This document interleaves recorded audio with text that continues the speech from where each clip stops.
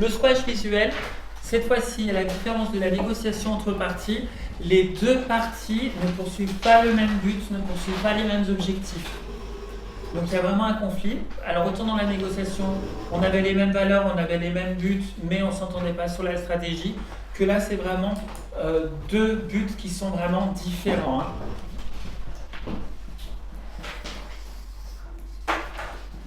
Donc la partie A ou la partie B.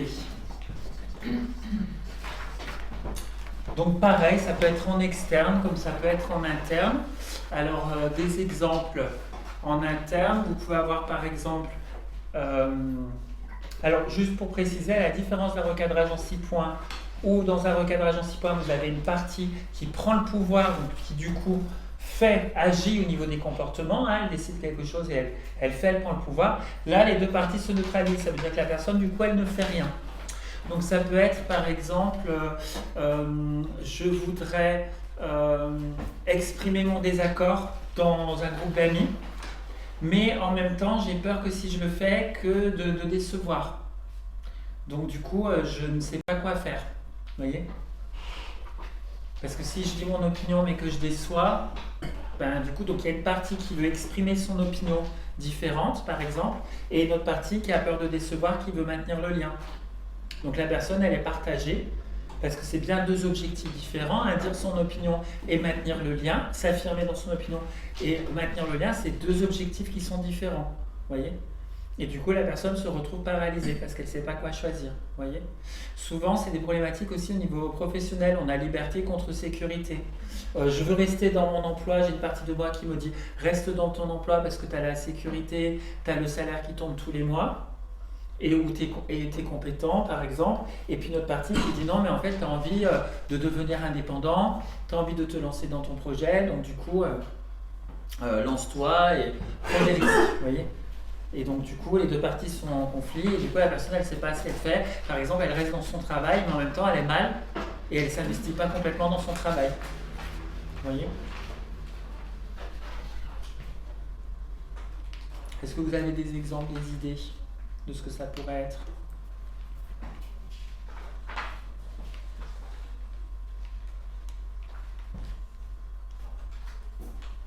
Est-ce que, par exemple, un exemple un peu perso. Vas-y. Oui, dans mon rôle, faire mon rôle de maman. Oui. Et puis ça marche rôle, bien ça. Ouais, en fait, de thérapeute ou de coach, ouais. Où on peut bosser du coup complètement. Assez tard le soir. Exactement. Ça en plus, je voulais vous donner des exemples de ça et ça c'est du squash aussi. J'ai la partie maman qui veut du coup m'occuper de mes enfants le soir, être à la maison, mais j'ai ma partie entrepreneur qui me dit mais non, mais c'est normalement mes clients en thérapie ou coaching, c'est le soir, c'est en fin de journée qu'ils sont libres, au moment où mes enfants sont là, et du coup je suis partagée, et donc je me retrouve un peu bloquée dans ma vie d'entrepreneur parce qu'à la fois Alors souvent les deux parties n'arrivent pas à atteindre leur objectif. C'est-à-dire que par exemple ça peut être l'entrepreneur qui du coup est à la maison, donc elle est là pour ses enfants, mais en même temps elle s'en occupe pas parce qu'elle est derrière son ordinateur, elle veut s'occuper par exemple de son entreprise, mais en même temps elle n'est pas non plus avec ses clients. Les avoir pris au rendez-vous. Vous voyez, les parties, généralement, elles vont se neutraliser. Je suis désolée, Jordi, oui. J'étais peut-être pas bien attentive. J'ai pas compris la différence avec quand est-ce qu'on utilise la négociation entre parties et quand est-ce qu'on utilise... La négociation, c'est le même objectif. Ok. Tu vois ? Ah oui. Donc, par exemple, je veux faire un régime alimentaire, mais je ne sais pas si je veux faire un régime strict ou si je fais un régime petit à petit. Je veux faire prendre des cours, ce que je disais comme exemple, prendre des cours, mais je ne sais pas si je le fais en e-learning ou en présentiel. Ouais. Tu as un objectif, mais la stratégie, dans le niveau des stratégies, tu sais pas comment t'y prendre, tu hésites, tu es en conflit. Alors que là, c'est bien deux objectifs différents. Tu vois ? Ah ok.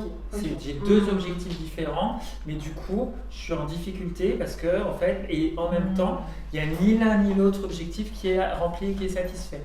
Alors que dans un recadrage en 6 points, comme il y a une partie qui prend le pouvoir, elle arrive à satisfaire quand même son objectif. Si par exemple, je dis je ne peux pas m'empêcher d'aller grignoter, alors que je ne veux pas, mais n'empêche que la partie qui veut obtenir du réconfort en grignotant, elle a tellement pris le pouvoir qu'au final, elle a quand même réussi à atteindre son objectif. au détriment des autres parties. Alors que ici, les parties, elles se court-circuitent. Ok, d'accord. Vous voyez? Elles ont un poids égal et elles se court-circuitent complètement. Vous voyez? Ok, merci. La négociation entre parties, c'est parce qu'elles ont Elles ont un objectif commun. un objectif commun Et le qu'elles squash. elles n'ont pas la même stratégie Et et donc il y a deux parties Voilà. une qui veut faire ça, l'autre qui veut faire ça Voilà. et on ne sait pas. Voilà. Et elles ont vraiment souvent elles ont un objectif commun et on va retrouver, tout en haut, on va retrouver des valeurs communes. Alors que là, c'est vraiment des objectifs. Les objectifs en eux-mêmes sont vraiment différents. Vous voyez? C'est vraiment un objectif différent. Par exemple, dire est-ce que je me lance en tant qu'indépendant dans ma carrière professionnelle ou est-ce que je reste salarié? C'est deux objectifs différents. Il y en a un qui veut de la sécurité, l'autre qui veut de la liberté. Est-ce que je me mets dans une relation de couple sérieuse ou est-ce que je reste célibataire? Ok, oui. Vous voyez? Ce sont deux objectifs. Voilà. Ok. À la fois, j'ai une partie de moi qui aimerait bien me remettre en couple, mais en même temps, je me dis, ah non, t'es bien tout seul en fait. Oui, ça marche très bien. Alors, donc, qu'est-ce qu'on va faire cette fois-ci? On va, ce protocole, il est très hypnotique, très ericksonien. Parce qu'en réalité, la personne ne va pas forcément trouver la solution tout de suite à l'issue du protocole, c'est l'inconscient qui va travailler. Et pourquoi ça s'appelle le squash visuel? Parce qu'en réalité, dans les parties, cette fois-ci, donc bien évidemment, c'est exactement la même mécanique que d'habitude. Quels sont les comportements qui dérangent? On interroge chaque partie en demandant La fonction positive. la fonction positive, ça ne change pas. C'est exactement comme d'habitude, on demande les fonctions positives. La différence, c'est qu'on va demander à la personne de mettre les parties dans chacune des mains et on va lui demander de mettre des symboles qui symbolisent les parties. Donc pour la partie A, un symbole et pour la partie B, un symbole. C'est pour ça qu'on appelle ça, ils appellent ça du squash visuel, parce que la personne, elle va imaginer des symboles. Donc par exemple, je ne sais pas, la partie qui veut rester salarié, ça pourrait être la sécurité, donc je ne sais pas, qu'est-ce qui pourrait symboliser la sécurité dans la main, je ne sais pas, ça peut être un cadenas, ça peut être... alors, il ne faut pas prendre un truc négatif, j'en sais, la personne, elle dit une cage de prison, déjà ça veut dire que tu as un jugement de valeur sur ta partie sécurité. Donc je ne sais pas, ça pourrait être... voilà, une maison, un nid douillet, etc. Et puis par exemple, une partie liberté, ça peut être une colombe par exemple, ou un oiseau qui s'envole par exemple, vous voyez. Et en fait, donc ce qu'on va faire un peu comme on a fait ce matin dans la négo entre parties, on clarifie leurs fonctions positives, on leur fait remarquer, est-ce que du coup tu constates que pour cette partie, c'est important pour elle de satisfaire cette fonction et que tu l'empêches de fonctionner correctement, est-ce qu'inversement tu contactes, etc. Et cette fois-ci dans un squash, en fait, l'idée, ça va être de dire, et là c'est vraiment sympa, ça va être de dire, dans ton objectif, par exemple à la partie B, quand tu regardes la partie A, quelles sont les qualités qu'elle a, quelles sont les qualités qu'elle possède, qui toi te seraient utiles dans ton projet à toi d'avoir pour atteindre ton objectif. C'est-à-dire en quoi cette partie finalement, elle pourrait t'aider à atteindre son objectif. Et donc on va lister les qualités.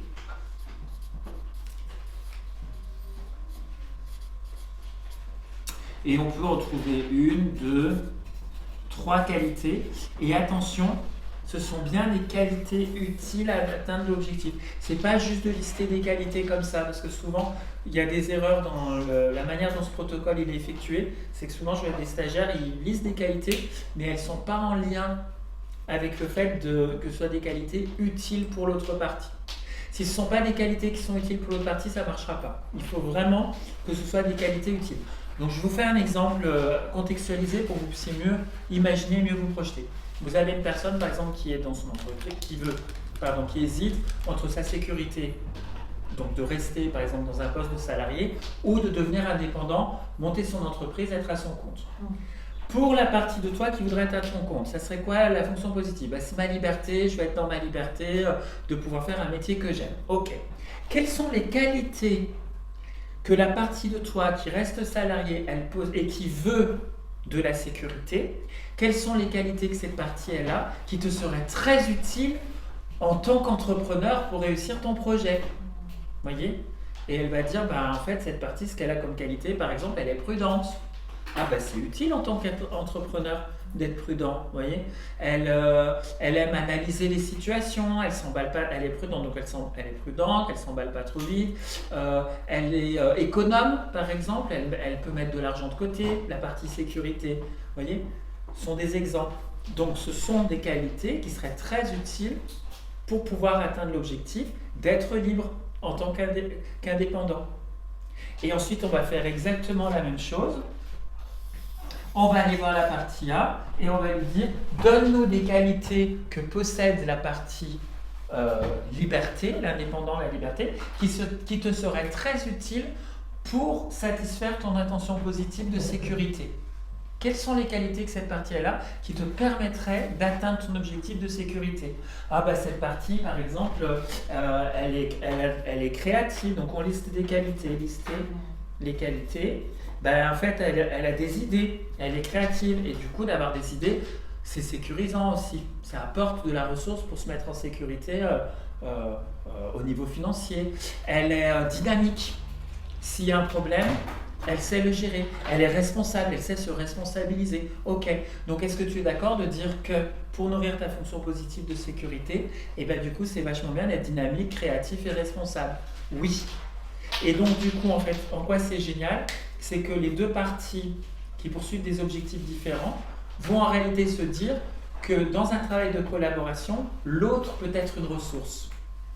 Et ce qui est génial, alors ça c'est en interne, mais en externe on le voit vraiment en externe, parce qu'en fait, comme ce sont les parties opposées qui listent les qualités, comme la personne elle est en présence et que l'autre, elle entend son adversaire dire des qualités et les reconnaître, ça donne vachement envie de se réconcilier, vous voyez? C'est très réparateur. C'est très réparateur parce que la personne avec qui j'étais en conflit, elle est en train de reconnaître chez moi des qualités qui en réalité lui serviraient.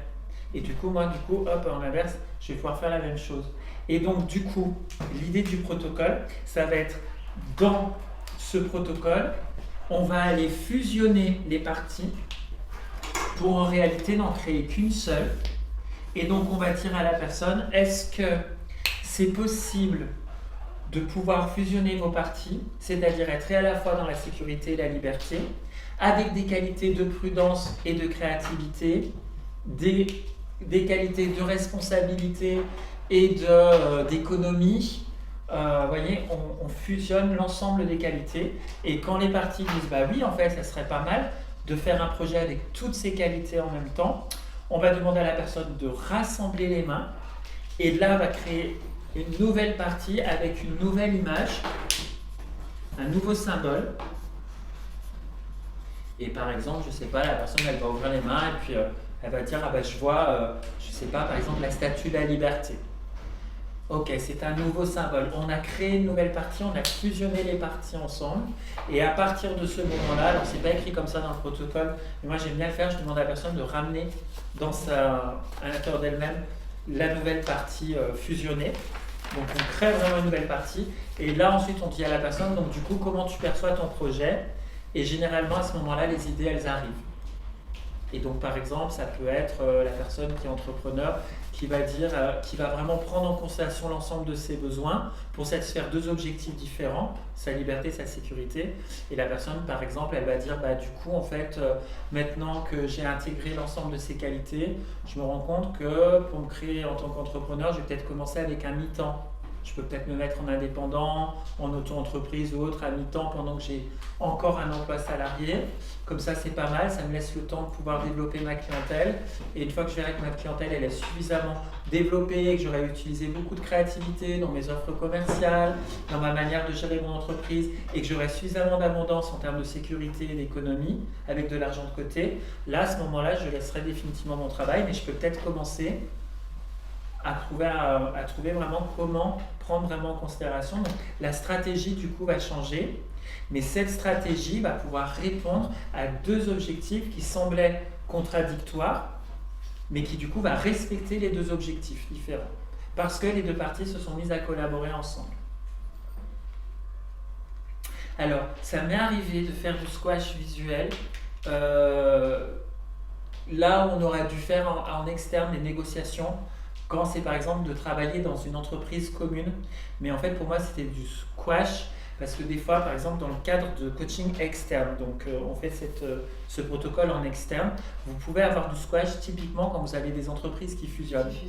Ouais. Donc vous avez deux identités d'entreprise, et en réalité, il y en a une qui s'est fait racheter ou autre, et du coup, les noms, hein, même l'identité, des fois, le nom de l'entreprise change, et vous avez les deux services qui sont en fait, en réalité, en train de faire du squash, sauf que les gens sont complètement mismatch les uns sur les autres, parce que tous, eux, ceux qui viennent de cette entreprise, ils disent « mais nous, notre manière de bosser, elle était beaucoup mieux que la leur, on n'aime pas du tout leur façon de travailler ». Et eux, ils disent « mais nous, notre manière de travailler, elle est mieux que la leur ». Et les gens ne s'entendent pas. Et bien, pour réussir un squash comme ça dans une entreprise, on peut vraiment complètement faire ce protocole en équipe et de dire aux gens quelles sont dans votre manière de travailler avant, c'était quoi votre fonction positive de travailler de cette manière.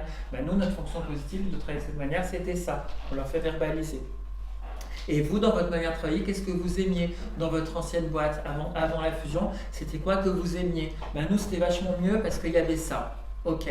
Est-ce que vous comprenez que dans leur manière de travailler, c'était important de satisfaire cette fonction positive? Oui. Et vous, est-ce que vous comprenez que dans leur ancienne manière de travailler, c'était important pour eux de satisfaire cette fonction positive? Oui. Je vous propose maintenant de lister des qualités que les autres ont qui vont pouvoir vous enrichir dans vos objectifs que vous aviez précédemment. Et donc, c'est eux qui leur disent, voilà, ben, c'est vrai que peut-être vous allez pouvoir nous apporter ça. Et inversement, qu'est-ce que les autres vont pouvoir vous apporter? Et une fois que les gens se sont échangés comme ça les qualités et qu'en plus ils ont fusionné dans une nouvelle identité d'entreprise, moi on fait le squash, on leur dit, eh ben super, donc dans ces cas-là, maintenant vous vous êtes échangé vos qualités comme ça, allez-y maintenant, serrez-vous la main. Et les gens du coup avancent et ils vont se serrer la main. Et j'ai même vu des trucs qui m'avaient fait la petite larme à l'œil carrément. Moi j'ai vu des gens qui se disaient putain mais on n'avait rien compris quoi.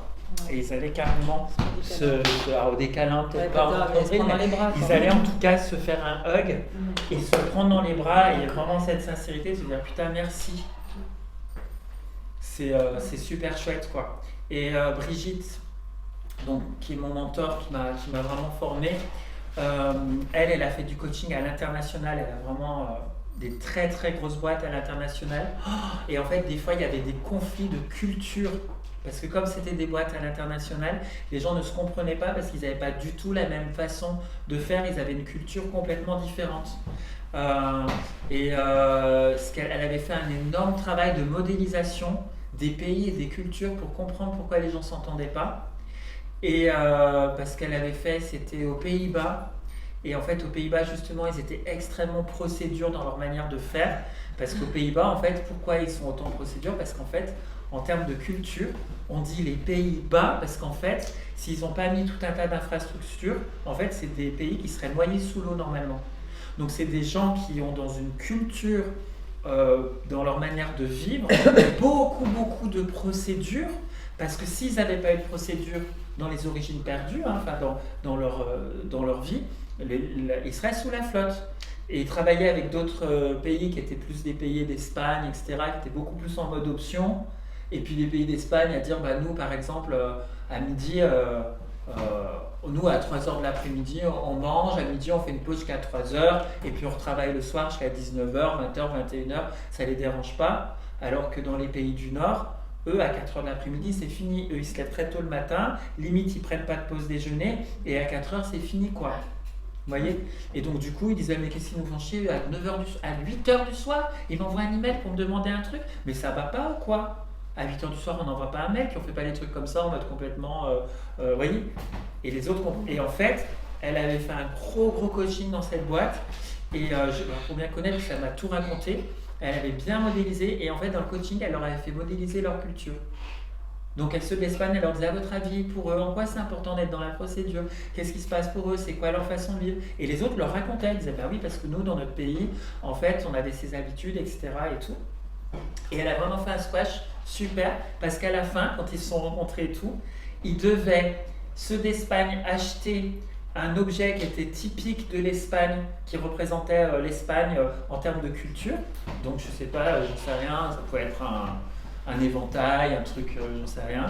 Et ceux des Pays-Bas devaient amener un objet, donc c'était vraiment du squash visuel aussi, qui représentait leur culture. Et en fait, quand les gens venaient se rencontrer, elle disait, parce qu'ils avaient eu un lieu de rencontre, et elle disait, les Espagnols, vous allez chercher ceux des Pays-Bas à l'aéroport et vous leur donnez un cadeau de votre pays, et les autres doivent vous donner un cadeau d'un symbole de leur pays. Voyez ? Donc déjà, ils faisaient ça juste au niveau de la rencontre. Ah, c'est sympa. Et après, ils apprenaient à se connaître dans leur culture et dans leurs différences. Et après, compte tenu des différences culturelles, parce que c'était que du filtre. Vous savez, en PNL, on a les filtres neurologiques, culturels, personnels. C'était que le filtre culturel qui posait le problème. Donc, elle leur a fait faire un énorme travail sur les différences culturelles.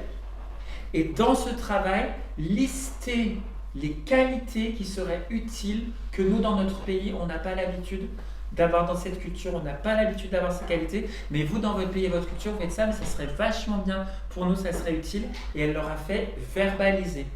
Et en fait, à la fin, les gens, il paraît, moi je n'étais pas, j'aurais bien aimé voir, il paraît qu'ils se sont vraiment pris dans les bras, c'était super réussi, quoi.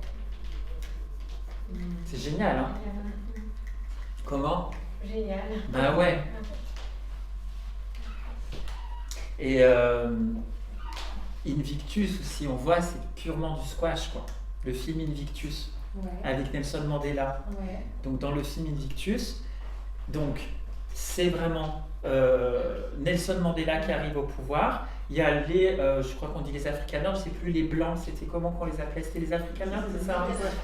Donc voilà, il y a les Afrikaners et puis il y a la population noire.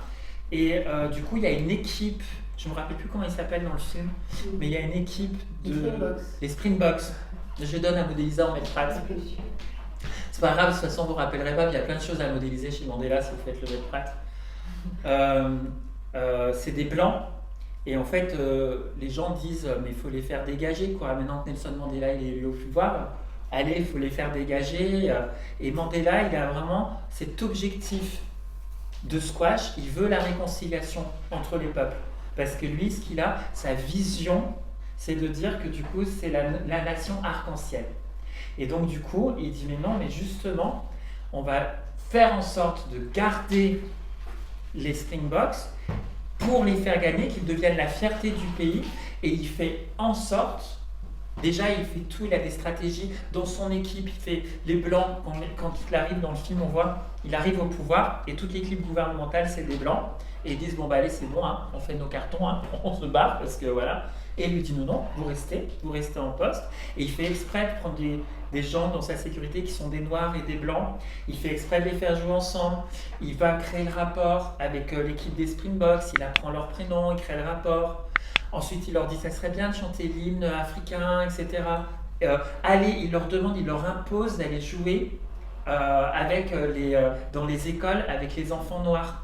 Et les joueurs ils disent mais pourquoi il nous demande de faire ça? Mais en fait, il veut faire en sorte vraiment de créer le rapport entre les appartenances. Parce qu'en fait, c'est un conflit d'appartenance. Et à la fin, à travers le match, le fait d'amener l'équipe à la victoire, ben, du coup, ça crée un espace de réconciliation. Et en fait, il se sert du sport pour aller créer son squash visuel. Donc vous voyez, c'est ça qui est génial, c'est qu'en fait, des fois on voit des gens, ils font de la PNL, bon, bah, sauf que la PNL a mis des protocoles, mais en fait on peut le voir vraiment sous forme de protocole dans l'individu, mais on peut vraiment avoir cette vision de voir ça vraiment au-delà, à travers vraiment tes équipes, etc. Ça va, ça vous parle sur ce protocole? Donc voilà, alors on va lire ensemble, de toute façon là je suis...